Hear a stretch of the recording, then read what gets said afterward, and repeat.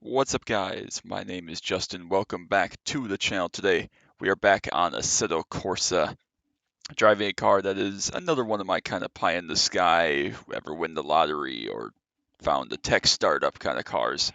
We're going to do the same thing as we usually do. If you're new here, we're going to run a certain car from Assetto Corsa around Laguna, Seca, and Monza, out lap, warm up lap, flying lap that goes on the time charts just to kind of see where it stacks up.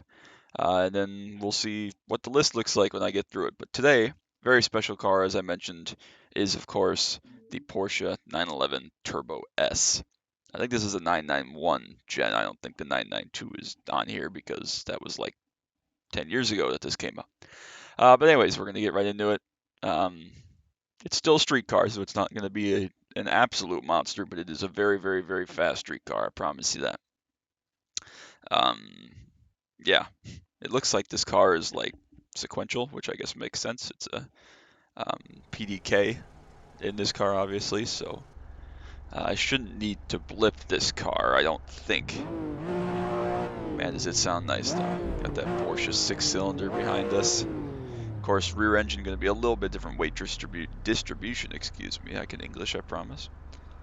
But we'll hop right into it and get set, so same deal as usual. If I know how much the rev shift is, yep, so sequential is all good. I'm curious to see how this car does, just because it is kind of the car that I look at as the best all-around, not multi-million-dollar performance street car, just an absolute weapon in a straight line. A pleasure to drive through the corners. Again, for what it is, it's not a race car by any means. It's not a GT2 or GT3 911 Turbo, but I mean, if you wanted to and you had gobs of money for no reason, you could drive a Porsche 911 Turbo S every single day, which is wild. For a car that does, 205 miles an hour, 0 to 60 in like 2.3 seconds or something ridiculous. It makes no sense, but the fact that you could do it if you had like billions of dollars is freaking nuts. In theory, I guess you could even do it in Wisconsin. You could theoretically, because it's four-wheel drive this car every single day if you could just afford to write one off every year, which is nuts, but alright. Again, a little bit more straightforward after a couple of the race cars we've had. Not going to be, an absolutely monster lap or anything. I guess we'll see how it compares kind of to like the C7 Stingray, which it should be able to be faster, at least around the track like this. We'll see how Monza plays out.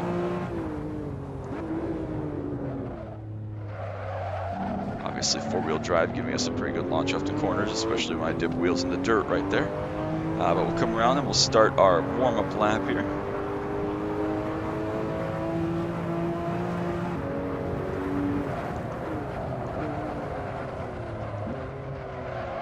Just about get stopped.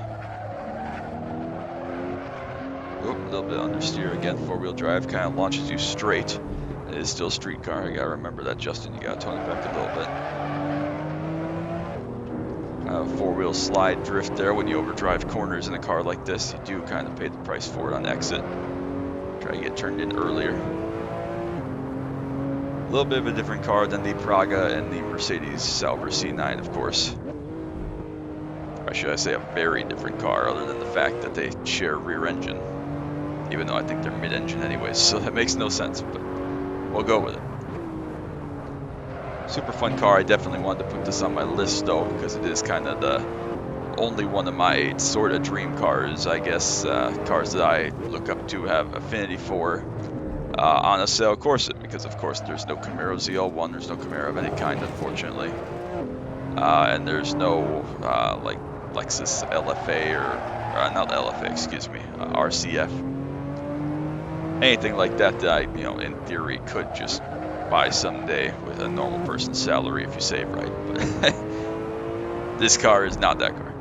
This car is a $200 and something thousand plus, probably pushing $250,000 monster. Maybe not a 991 now. A 991 is probably like 125 to 150.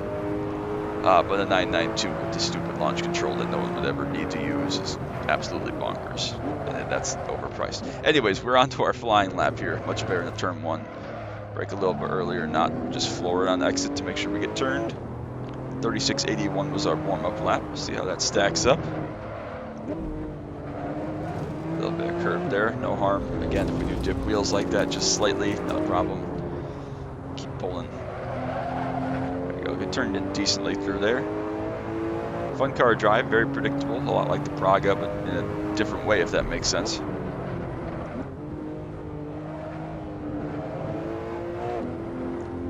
It does make a lot of sense how this car feels. Of course, you're predicting the understeer from the four-wheel drive, a little bit of a different driving quirk from rear engine as I get all of that curb. Under drove the hell out of that, so that's probably going to cost us a couple of tenths. Hopefully not too bad.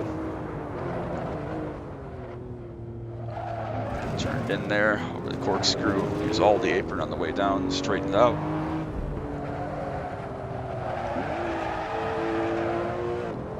Probably didn't need second there, but I was in a big four-wheel drift, so we went with it. I didn't need second there either, but it's fine. It's gonna bury it in this last corner. It's the apex just slightly, but we'll make it. This car gets going so fast when you put the power down, so it's not that big of an issue. Can we beat the 3681? 3651, so I pick up about 3 tenths. Not the biggest pickup. I made a couple of little minor mistakes, but good enough. We'll write that one down on the chart, see how it slots in. I would expect it to be a little bit further down. It does beat the Corvette C7 quite handily, though. It is 12th place overall, right behind the Sesto Elemento at 1 minute 36.512. I should probably write down what the car is. I didn't do that. Porsche 911 Turbo S. Awesome. All right. Glad that's over with. Not glad that's over with. That sounds like I hated it, but we made it through, I should say. All right, we'll jump right in to go to Monza.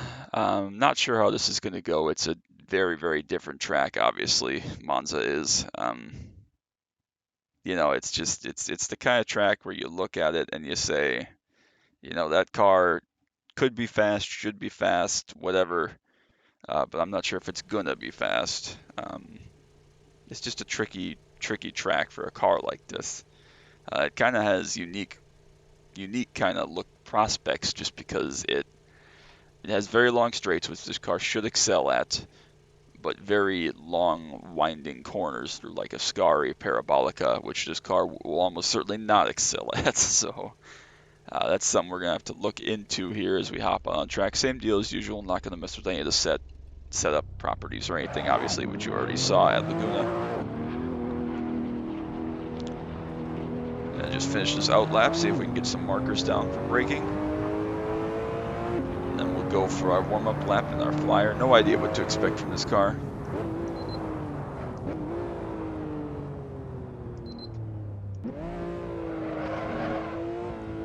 Yeah, first gear not really usable, unfortunately.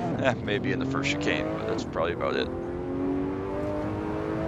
Weird gearing, weird speed for a street car like this. And obviously the all-wheel drive launch. Can we hold it flat through here? Probably, once we get the line correct.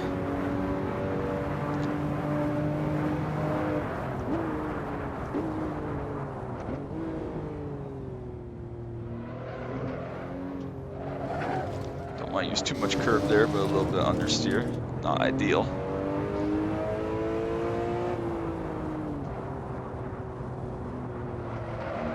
Kind of got to leave in third there through Lesmo 1.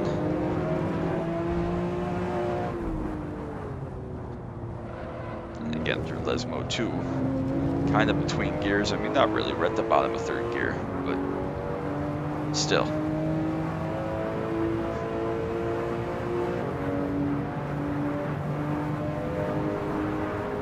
See if we can spot a brake marker there for the dude. That was pretty good, maybe a little bit deep, but of course, if you remember a couple years ago, there was a before COVID, there was like a viral video of like a track day here, and then the first chicane, the guy was driving like a Porsche 911 GT2 or GT3 or something along those lines.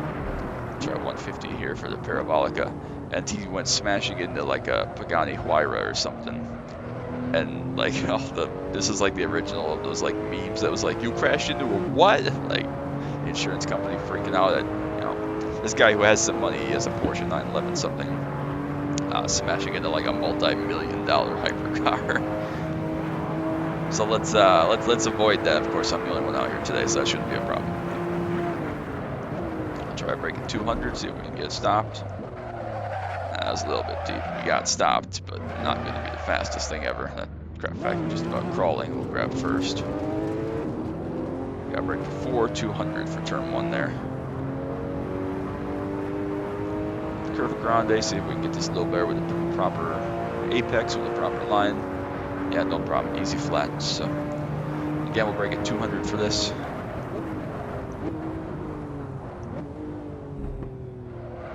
Just about get that stopped. That's actually pretty good. So a little bit wide on the exit. We'll have to keep that in mind. Second time I've done that.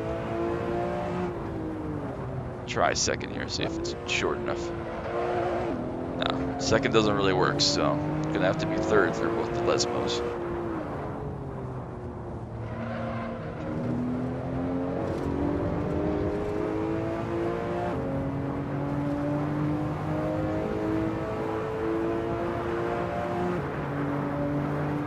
Alright, see if we can brake here.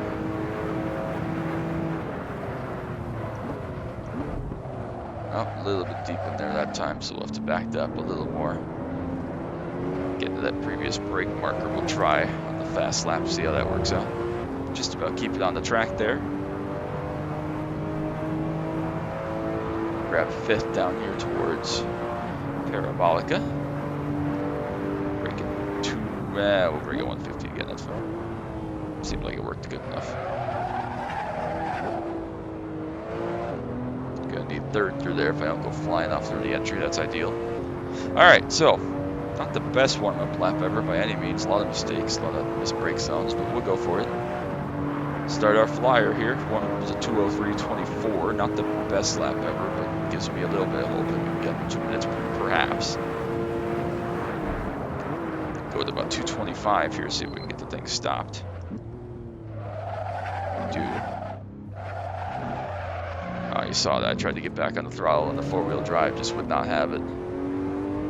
Lost a little bit there, maybe a couple tenths. Just trying to get the thing turned in and accelerated. We made it. Look for 200 meters down here at second chicane. There it is.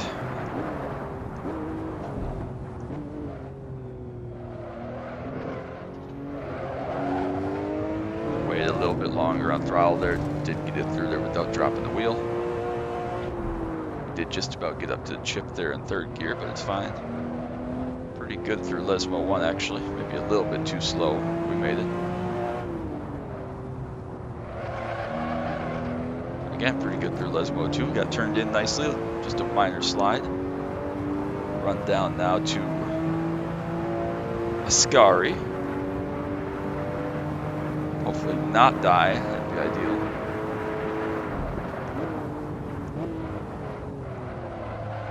A little bit deep. We're gonna make it, get it turned, it's fine. A little bit of hesitancy there. Use all that inside curb, back on the power hard. All the runoff. One more time through Parabolic. Can we get underneath 2 minutes? I don't think we're gonna find that much time, but maybe under 2:02. Break it 150 again. Really get the thing stopped. A little bit of an entry slide, not too bad. A couple attempts to get on the throttle, we do finally. To the top of 4th, we'll shorten this out as much as we can.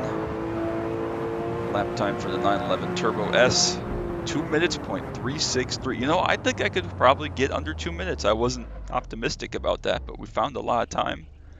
Ran a decent lap. I think that that car can get under 2 minutes. I really do. So not the best lap ever by me, but fairly competitive. I'm pretty happy with that. It's not mind-blowing, but 2 minutes is a pretty solid lap. Right in between the Praga R1 and the Corvette C7. I guess predictably. Alright, this is the, what is this called? Porsche 911 Turbo S. With 2 minutes flat, .363. So that's a lovely piece of driving there. Not from me, from the car. Lovely car, not a lovely piece of driving. I mean, it was okay, but 6 seconds faster than the C7 Stingray around there is pretty dang impressive considering that car is a straight line monster. Obviously, it's a totally different car in terms of cornering capability, but still a brutal car and a brutal fun time nonetheless. So that's going to be that for me today in the Porsche 911 Turbo S. If you enjoyed it, make sure you drop a like and a sub down below so you don't miss any of the action from Assetto Corsa. F122, we're getting that season 2 rolling up again, which is going to be a lot of fun. iRacing, we're winding down. I have some recordings kind of queued up to post there of my last kind of official races as we get now towards end of November and into December. So you'll probably be seeing those through about New Year's or so. I'd expect the backlog to take that long. Um, but yeah, that's going to be it. So I'll press the right button this time, I promise. So thanks for stopping by as always. And once again, bye.